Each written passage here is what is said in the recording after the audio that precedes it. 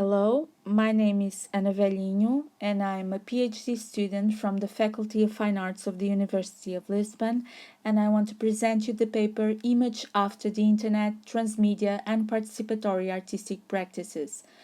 The main purpose of this paper is to present the definition of the concept hybrid meta-images that compounds as a network visual method for reasoning about our world by means of multiform and flexible representations that convoke dispersed references whose connections surface from our everyday practices. This concept is being developed as the basis for a visual and collaborative methodological model to be implemented with different groups of people using network media and visualizing techniques as tools to engage with communities with the aim of fostering co-creation, visual and media literacy, with the overall objective of developing a more critical and informed view on our time, undoubtedly reshaped by the internet. So across 3 sections, the paper approaches how net artists pioneer many of such practices since the 90s, using them to embody and make visible the underlying processes of networks key to our everyday life. So the network hybrids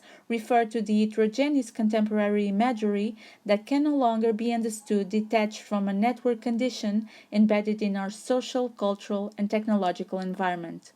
In the first section of the paper, the postmodern and highly mediatized contexts of the late 20th century described by Lyotard and McLuhan are contextualized as the basis of an emerging drive to explore the new possibilities of digital media and the internet, altogether encapsulated in the concept of new media, extensively investigated by Lev Manovich, who describes a wider terrain of cultural, creative, and artistic practices based on new paradigms of production, interaction, and communication provided by these technologies. In particular, internet art was one of the main streams to acknowledge and envision the current potential of the web, namely as a non-hierarchical and democratic channel that promoted real-time interaction and multi-user participation. So, more than a technology or a space, the net starts to be understood as a dialogical platform that provides an augmented perspective over our physical world ruled by permanent connectivity. After 2004, the rise of Web 2.0 phenomenon propelled by social media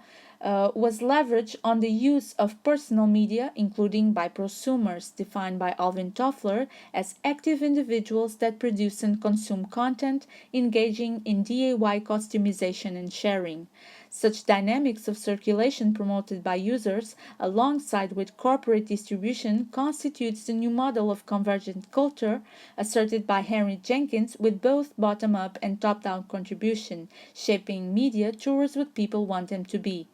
This more participatory stage of the internet, grounded on transmedia and social participation and peer-to-peer communication, has drawn a path on information flow capitalized by social interaction and user-generated content, embodying tactics for user engagement embedded in their everyday life, inspired by Michel de Certeau.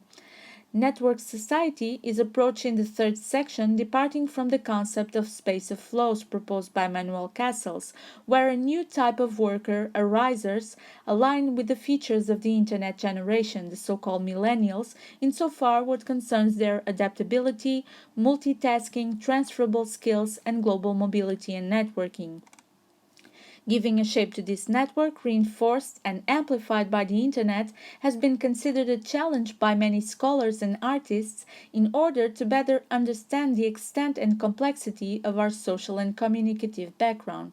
Ranging from graphics based on coding like the Ashizi artworks of Vukozic or the falling code effect of Matrix to rhizomatic representations like the Oak Project, the idea of mapping the web has been evolving towards a more focus on user participation. Such focus is presented whether on more diagrammatic visuals feeding from collaborative platforms like Wikipedia, as proposed by the piece History Flow, as well as from social media content posted on Instagram like photos that are tracked and based on geographic location, like proposed by Selfie City, or on the other hand focus on open-ended and contributive representations inspired by search engines as the unregulated artwork series Internet Cache Self-Portrait, or the online platform Communimage, where people can freely upload images, adding to a collaborative piece. So all these examples provide different visualization possibilities to grasp invisible processes intrinsic to the internet.